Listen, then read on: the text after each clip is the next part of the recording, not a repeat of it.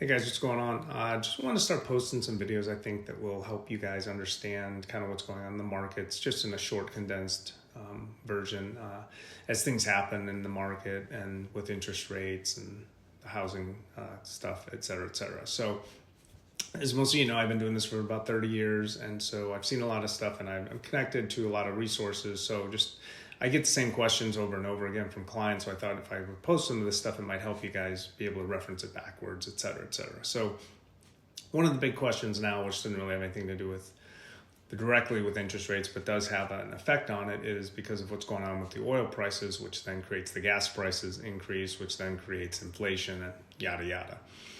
Okay, so the main question is hey, there's a lot of rhetoric out there that the U.S. produces a ton of oil, and so we don't need anybody else's oil, and all of this, right? So why is it then that the U.S. has gas prices that are rising if we produce enough oil to not need the Middle East stuff? So here's basically the answer. So California just received its last oil tanker from the Middle East. California imports about a third of its oil from the Middle East. Okay, so the logical person says, well, why do we import oil if we make a ton of it? Why don't we just have it come from Texas? Would be the shortest distance between 2 points, right? Okay, well, the reason is because Texas produces what's called a light sweet crude, okay? So it's kind of like barbecue sauce, I guess. California receives heavy sour crude, which comes out of the Middle East, okay? So this is only significant because the refineries in the United States, most of them are built to only refine this heavy sour crude. Okay, so it can't take Texas oil in these refineries and then create gas out of it because it's not built for that.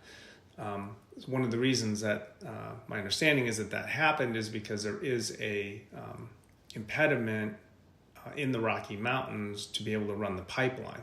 So they've had to import this other type of oil. So Venezuela, for example, produces this heavy sour that we could use, but it doesn't produce enough of it to move the gas price needle, so to speak, that the Middle East does. Okay, so it's kind of a weird deal, but that's basically that short explanation of why we can't just pull oil from Texas. It's because all these refineries and whatnot are not built to convert that to gas, because obviously you don't put oil in your tank, right? You have to convert that into a gas format that it will take. So because of the conversion and the different pipeline issues, that's what's really caused us kind of the movement. So anyway, hopefully that helped kind of explain a couple things. If you guys want to like, follow, subscribe, we'll keep posting information, and hopefully it'll help you understand some different points of what's going on in the markets.